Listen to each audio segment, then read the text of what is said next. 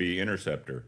Congress rejected this decision and provided additional funding to continue its production, but were unable to address the root of the problem, an ever-growing gap between the munitions demands and the modern battlefield and the production capacity we are budgeting for.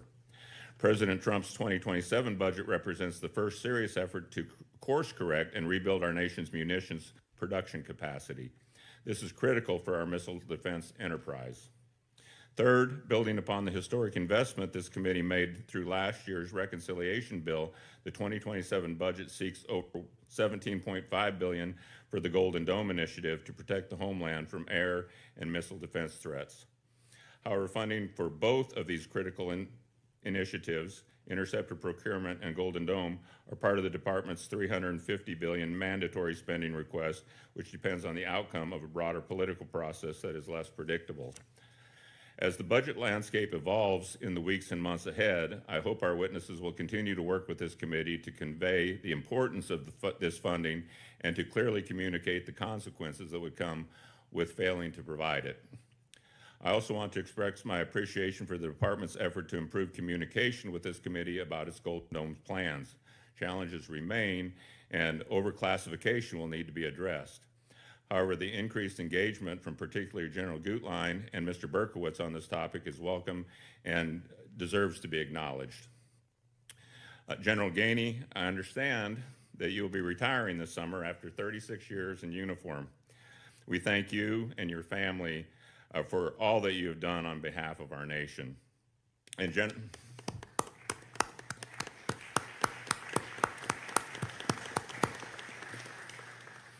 General Guillot, just in case this is the last time we see you, I want to also express our thanks to you for your 37 years of service to this country. We have enjoyed working with you both and have benefited greatly from your unwavering professionalism and candor. Also, the general.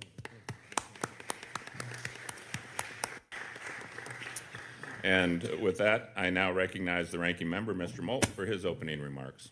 Well, thank you very much, Mr. Chairman. It's an honor to be here with all of you. And I want to start where you ended, which is to acknowledge that this is Lieutenant General Gainey's last hearing before the committee. And 36 years in uniform, in service, not just in your present role, but also as a director of the Joint Counter UAS Office. You've helped save a lot of lives, and we're grateful for that. Missile defense has been front and center for the last 6 weeks as we have seen American missile defenses save the lives of an untold number of service members and civilians. But we also are plainly seeing its limitations. The hundreds of wounded service members and the families of the 7 Americans killed by enemy fire know these limits all too well. Missile defense is not impenetrable and never will be. It's an incredibly finite resource. In many cases, we are spending millions of dollars a shot to take out $50,000 drones. And most importantly, missile defense is not a strategy. Our president has chosen to spend down billions of dollars in years' worth of interceptor production. And with Iran now having locked down the strait, doubled oil prices, alienated our allies, strengthened China's hand, forced the president to remove oil sanctions against Russia and unbelievably against Iran itself, and with Iran today directly projecting more power against us and our allies than it ever has, all for the cost of ballistic missiles they will rebuild even while they still have plenty to shoot at us, the president is now losing the war that he started. Missile defense will not absolve us of poor strategic choices, and it cannot prevent our adversaries from finding other ways to inflict harm. Every conversation about missile defense, both policy and programs, must acknowledge these limitations honestly. As you all know, I'm supportive of many investments in missile defense. There are many areas where there is strong consensus on this committee. We have made robust investments in sensing and tracking.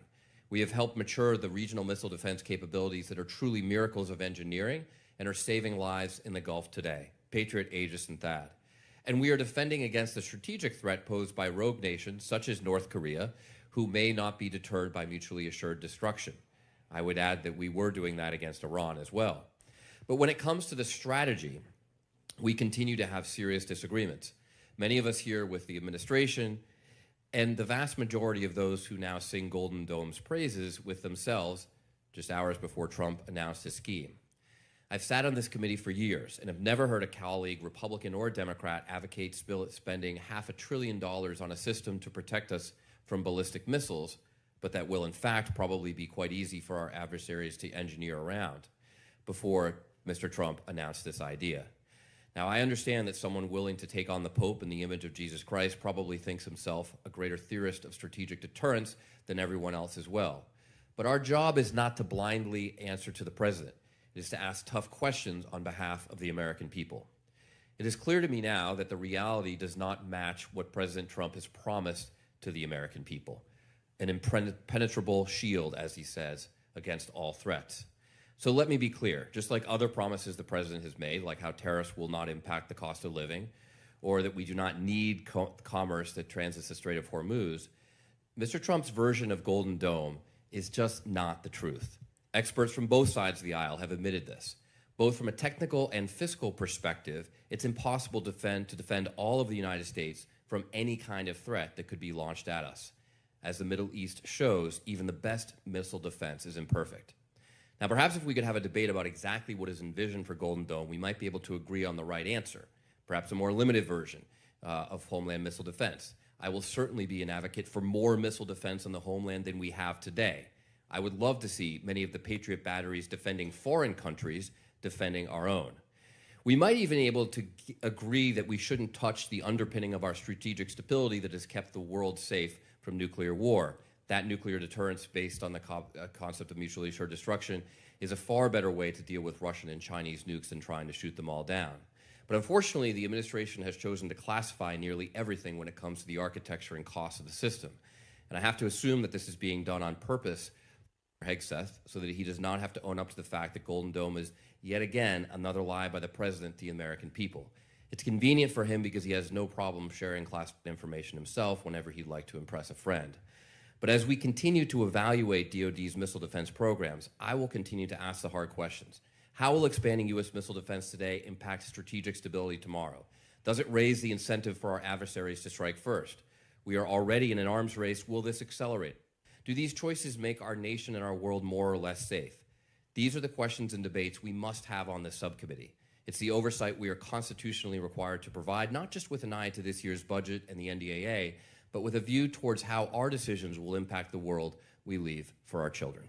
Thank you, Mr. Chairman, and I yield back. I thank the gentleman for his opening remarks, and we'll now move to opening statements from our witnesses.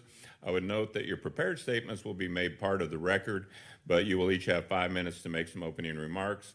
I will start with Mr. Berkowitz and work our way down. So, Mr. Berkowitz, you're recognized for 5 minutes. Thank you. Chairman Deserlet, Ranking Member Moulton, and distinguished members of the committee, thank you for the opportunity to testify on the Department of War's missile defense and defeat programs and activities. It's an honor to appear with my colleagues, General Guillot, General Gutlein, Lieutenant General Collins, and Lieutenant General Gainey. America faces intensifying strategic competition in the security environment. The pace and scale of the threat is unprecedented. Our rivals are expanding, diversifying, and increasing the sophistication of their arsenals with respect to missiles and aerial weapons. They are integrating offensive strike and missile defense systems into joint operations to deny access and impose costs. By threatening America's safety, territorial integrity, and economic prosperity, rivals aim to undermine our political will, social cohesion and morale, and ability to project power. President Trump is restoring American strength to meet these challenges and secure peace. He issued an executive order to field and operate the Golden Dome for America, a comprehensive next-generation defense against the most catastrophic threats facing the United States. The Golden Dome will protect our homeland, citizens, critical infrastructure, and second strike capability. The department's highest priority, as directed by the President and the National Defense Strategy, is the defense of the U.S. homeland. The Golden Dome is the cornerstone of our homeland defense posture. It is a necessary and pragmatic response to the growing threat posed by ballistic, hypersonic, and advanced cruise missiles, as well as next-generation aerial weapons. Nuclear deterrence, complemented by the Golden Dome, remains the cornerstone of U.S. deterrence strategy. Today, our capability to defend the nation is limited, and its effectiveness is eroding against an increasingly advanced set of threats. The Golden Dome will rectify this by creating a layered defense in depth of the United States. It will defend against accidental, unauthorized, rogue, decapitation, and coercive attacks. In contrast to the current limited defense system consisting of a single layer of ground-based mid-course defense interceptors, multiple terrestrial and space-based defensive layers will complicate adversary attack planning and provide more engagement opportunities to destroy incoming threats. Combined with the prospect of U.S. retaliation, Golden Dome will strengthen deterrence by denying adversaries the ability to achieve their objectives through coercion or aggression. Moreover, it will save lives and limit damage should deterrence break down. The cost of the Golden Dome, while significant, is a necessary investment to protect assets of truly incalculable value, the lives of our citizens and the territorial integrity of our nation. The cost of failing to defend our homeland would be infinitely greater. China is our pacing competitor. We will deter China from a position of strength, not confrontation, with the denial defense along the first island chain. Our regional missile defense posture, centered on Aegis destroyers as well as terminal high-altitude area defense and Patriot batteries, provides a forward-deployed, layered, integrated air and missile defense network. As Operation Epic Fury underscores, regional missile defense is essential to protect and defend our forces, allies, and interests abroad. Our global alliances remain a strategic advantage if our allies invest properly in defense. The Department will continue to pursue opportunities for missile defense and defeat cooperation to increase burden sharing, capacity, and interoperability. We are also supercharging the U.S. defense industrial base by cutting bureaucratic red tape, empowering program leaders to take calculated risks, and leveraging private sector innovation. We must accelerate the delivery of critical missile defense and defeat capabilities at scale. In closing, with the continued support of Congress, the War Department will invest in the missile defense and defeat programs necessary to achieve peace through strength. Thank you, and I look forward to your questions. I thank the Honorable Berkowitz for his opening remarks, and we will now recognize General Guillot for 5 minutes. Chairman Desilets, Ranking Member Moulton, and distinguished members of the subcommittee, thank you for the opportunity to appear today alongside this panel of outstanding partners and to represent the dedicated and disciplined men and women of the United States Northern Command and North American Aerospace Defense Command. As the strategic environment and missile threats have grown more complex, NORAD and NORTHCOM have responded by fundamentally transforming both commands, taking on new missions and rapidly implementing innovative approaches to safeguard North America. NORAD and U.S. NORTHCOM remain vigilant, capable, and committed to defend against cruise missile threats as the commands routinely intercept long-range bombers and track advanced maritime platforms in the approaches to North America, while standing ready to defend against long-range missile attacks around the clock every day. The commands have undertaken several initiatives over the last year to build on our preparedness to respond to missile threats, including U.S. NORTHCOM's activation of Joint Task Force Gold, which will serve as the operational arm for the future layered defense systems provided by the Golden Dome for America.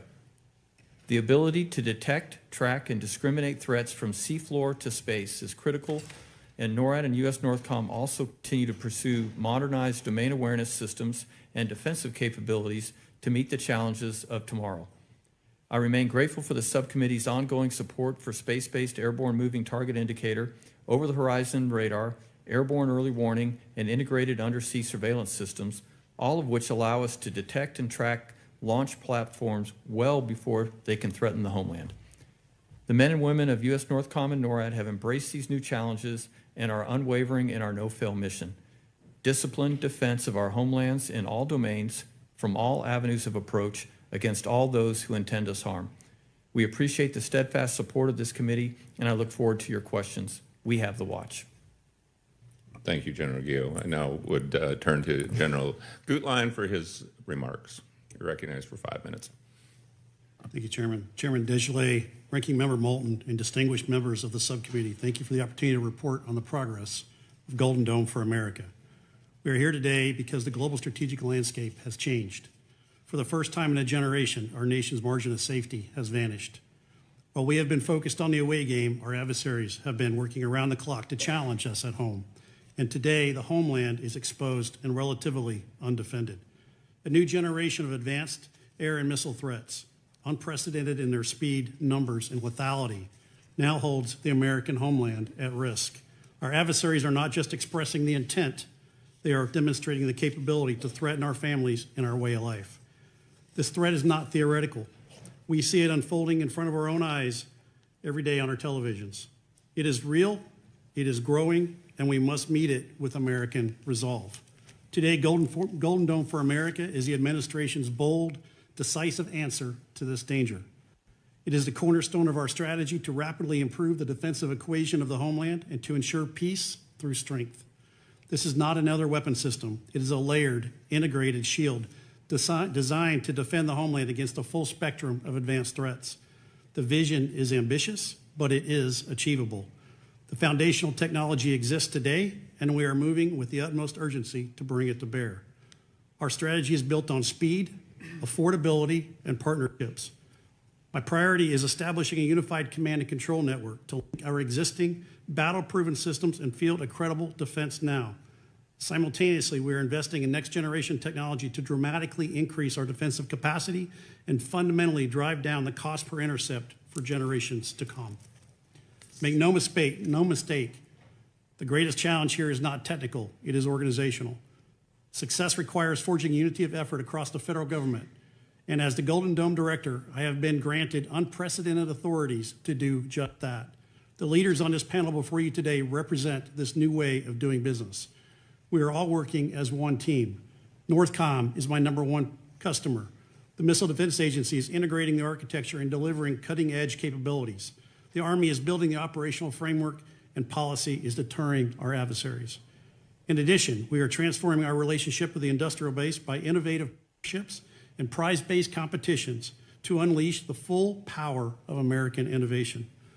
Golden Dome is a generational investment in the security of our nation.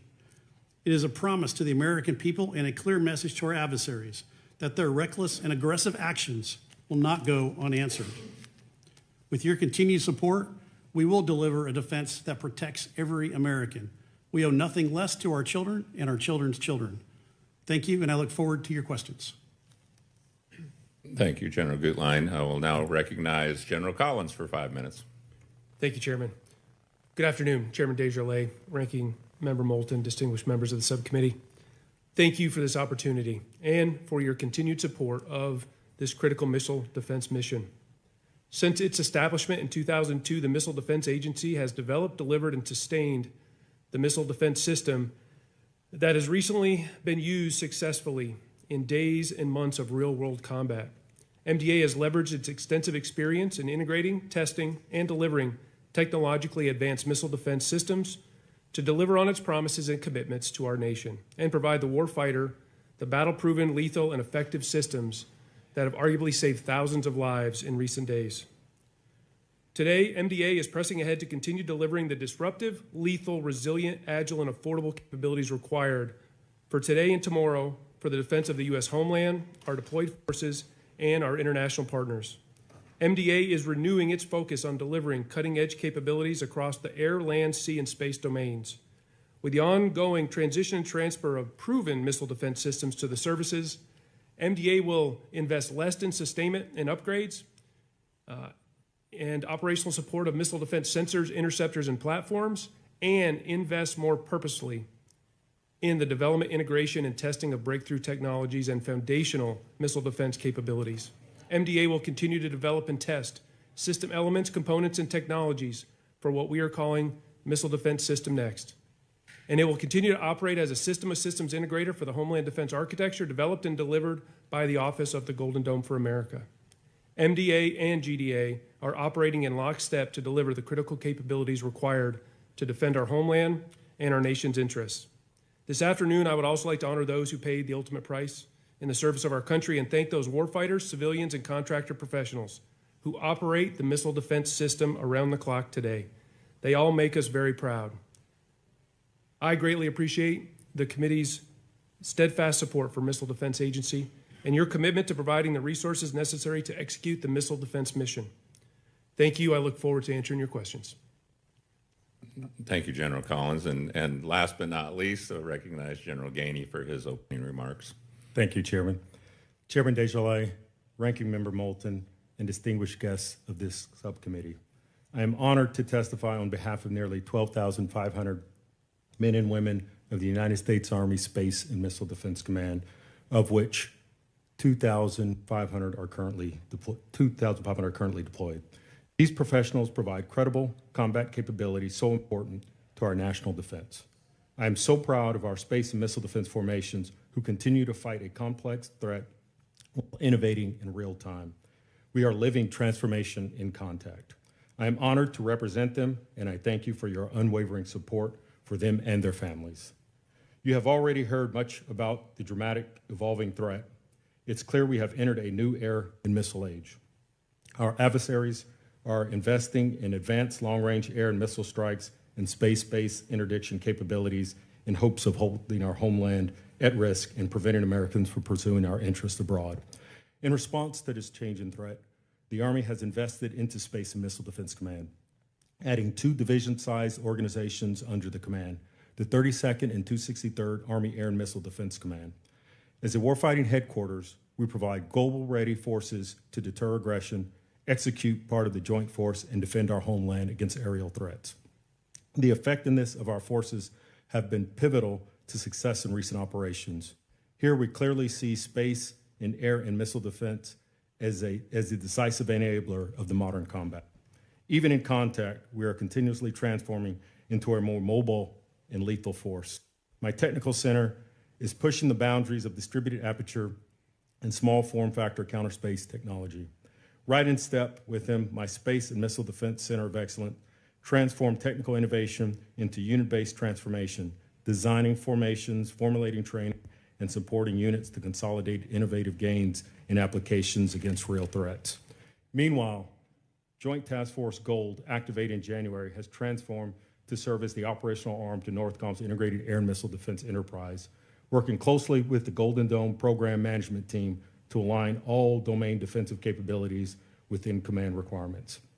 Together, our one team is strengthening the profession across many disciplines, whether that is my Army Astronaut Detachment's central role in America's return to the moon, or my Space and Missile Defense Command schoolhouse training 10,000 students annually to dominate the fight in space from the ground. SMDC and JTF Gold deliver value where it matters most.